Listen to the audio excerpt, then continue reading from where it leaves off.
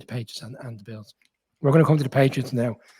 Key storylines for me this offseason would be, I suppose, the return of Bill O'Brien. And we saw last year, and this time last year, Colin rightly called it out on the show around the fact that this storyline had kind of been introduced around. It wasn't a storyline, but it really was. And Mark, one of our former colleagues on the show, kind of dismissed it immediately as there's no storyline here.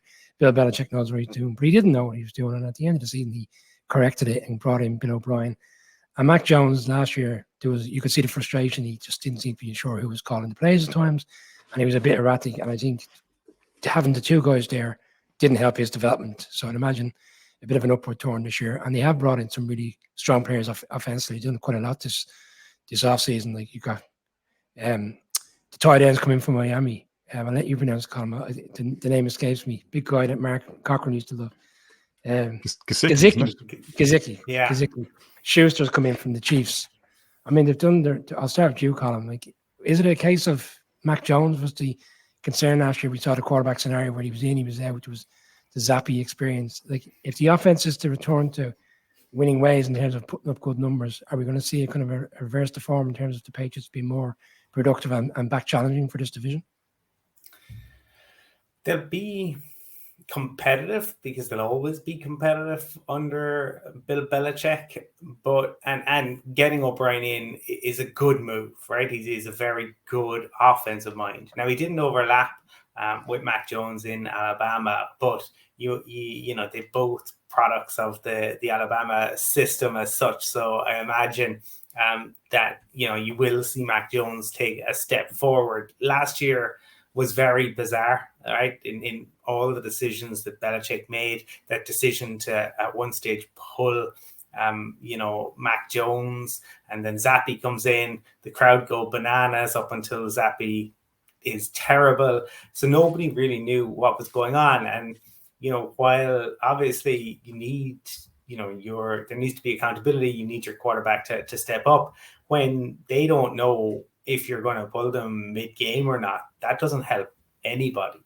So it will be interesting to see, I suppose, how they do. And yeah, they have added in some pieces, though you wouldn't say any of those pieces are absolute superstars. And, serviceable, workmanlike, we'll see. The piece where they're very light is, and they brought in Calvin Anderson from the Broncos, but, you would, I wonder in terms of their two starting tackles, I suppose are guys who Trent Brown, Riley Reff have missed time in the past. Now, last year they actually, in fairness, they didn't, but would you count on them doing that again? So that is a piece where there are some concerns. To me, yeah, Mac Jones will be better. Yeah, the offense will be better.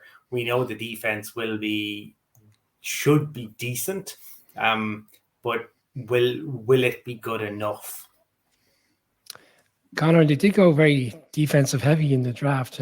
Colin touched on the trade with the Steelers, but Christian Gonzalez was a player that was expected to go top 10. Again, out of Oregon, he falls to 17, a cornerback. And one thing the Patriots have always done quite well is, they find these cornerbacks, they nurture them, they turn them into the great players. And then funny enough, and Colin right called it out, I think about a year or so ago when Jackson went to the Chargers, they seemed to go off and get the money somewhere else and never seemed to play out to be the same player in which they were under the Patriots and under Belichick. Keon White was a guy, and it was expected to go first round. He goes second round to the Patriots. You've got Matt Judon there, a really strong nucleus there with other players that can do a good job. Like, is it very much reliant on this offense? Because the defense, you would imagine, 9 times out of 10 will play well enough to keep them in the games, like they did for large parts of last season. Yeah, I think so. And look, even with the decent defensive performance last year, I mean, they didn't really get the maximum out of some of their role players. Strangely enough, Matthew Judon looked a little bit off at times towards the back end of last season. Certainly wasn't producing the same level he was when they went on their unlikely playoff run the previous year. I think Bill O'Brien has to make a difference on the offensive side of the ball as well. She's like, the Matt Patricia experiment just didn't work out at all. It probably counts as one of the worst calls Belichick has made in his time there. that just really fell flat in its face. And you could see the, what it did to Mac Jones. He was so frustrated, and then he was picked up a couple of times with pitch side microphones, kind of giving out about what he was being asked to do, and it really threw him. And this is a player who, in my opinion, has, quite a high floor, but probably a low ceiling. Like, I think you get, a serviceable level of Mac Jones, and at times he can elevate his play and do some special things, but probably not consistently enough to make a ripple in terms of the elite quarterbacks that are even in that conference, never mind in the league as a whole. So what you need around that then is some real dynamism and some proper scheming, and crucially some weapons, which Belichick's always loved his tight ends, and he loves his 2 tight end sets, and Gesicki definitely looks like a Patriot. He looks like the kind of player that you can see thriving in that offense, and with Bill O'Brien, who, if memory serves me, was the guy who had Hernandez and Gronk in that fearsome tandem back in the day when they made their Super Bowl run that just fell short that one particular season.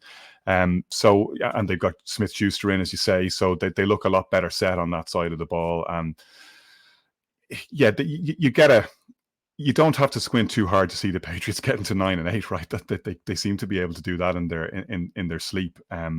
Whether you get any more than that then is the question, because that's not what they're in this for. They're not in this to be mediocre. That's not who they are. That's not what their culture is. That's not what Belichick is all about. So, as you say, one of the things that will be his legacy is his ability to develop players. I've said it before, we always talk about draft and develop is the sustainable way of success, but people overweight on the draft, and you got to hit in the draft. It's not about hitting in the draft. It's what you do once you get the players in the building, the good locker rooms, the good cultures, the consistently good teams. Steelers, the Ravens, the Packers, the Patriots obviously are the ones that, turn those lumps of coal into diamonds and chisel them out over a year or two. And you forget as well, it's not just about who they've drafted this year, it's who they drafted last year who's going to take a step forward this year, because that's what they do. That's what's made them who they are. So you're looking for the players that are already around and have another year under their belt to step forward, and the players who, young and all as they are the leaders in that locker room, like the Judons, to find their best form. And again, we talked about the Jets and how you're betting against history, expecting them to suddenly turn it around and be champions. You're betting against history, expecting the Patriots to be chumps, even though it was an underwhelming season last year. They still have a lot of pieces there that you can assemble a very competitive team from, and you're not going to bet against Belichick doing that. Colin, you touched on there, was there really good players in their own right in terms of who they brought in free agents. They don't have kind of a standout number one wide receiver. At the time of recording, DeAndre Hopkins still hasn't signed for any particular team, and last week there was a lot of noise that he was going to sign to Patriots. It hasn't materialised. It may come around again. Would you see him, despite the kind of time he's had in Arizona, as that kind of player that could come in and be the guy, the number one wide receiver that they really require, or is he going to be another guy that would share, I suppose, the plays and the looks from a quarterback standpoint, or will he become the vocal point of the offense? Is that fair to say? I think he'd be very much the number one if he was to go there. And we've seen Belichick bring players in before towards the end of their career, and he, pretty successful in terms of doing that. Now, we remember also, though, a couple of years ago when they went out, remember they spent a huge amount of money in free agency, and obviously that didn't really work. So you have to be careful. But I think Hopkins could make a lot of sense. Now, at the time, as we were recording this, I see there was a video of him in New York today with people speculating on the Jets. But I mean, look, it's silly season. It's who knows. The other piece is obviously like their running back room is going to look very different as well, and that's something where they've traditionally kind of done running back by committee, and they kind of did that maybe before anyone else. But they've moved on from some, and they brought in Robinson, who was down in Jacksonville, and at one point looked a very good running back. But then injuries seemed to,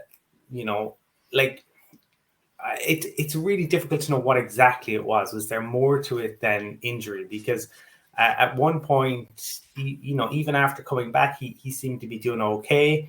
But he really fell off last year. He went up to the Jets, and even after the Hall injury, I think he ended up like playing only maybe 4 games, and he like less than 100 yards total in those 4 games. Patriots bring him in, and he doesn't even last until the end of OTAs. So let's see. There are still lots of players out there on the market. So, and we've seen guys who started on practice squads end up doing a job in terms of running backs. But I do think that if Hopkins was to come in, that would be a really legitimate kind of number one, because I think Smith-Schuster he's no longer the player who I think at one point with the Steelers, he had like nearly 1,400 yards in a season at one point. I don't think he's that type of player. I think he's a very solid number 2. But I do think Hopkins would make a big difference to this team. Yeah, and one interesting one, we'll probably come to it when we speak to Bills. Damian Harris, who was a really productive running back for the Patriots, now signed with the Bills. So it'll be interesting to see the impact of that within the division. And we did a few games, so I just call out, not necessarily picks, but just calling out their schedule. They start with the Eagles at home, Dolphins at home, and the Jets on the road. I mean, Colin's given them a win against the Patriots, or sorry, against the Jets in week 3. But Connor, there's a scenario there where you could see them losing all 3 games. Jeez, the computer really hates the AFC East this year, doesn't it? They seem to all start with horrific schedules to begin, which is interesting enough when you're measuring up that division. Maybe 3-3 after 6 games isn't a bad place to be in the AFC East. They may all be taking wins off each other and taking scalps. Yeah, absolutely. Tough start to the season. And the Dolphins is the next one up. They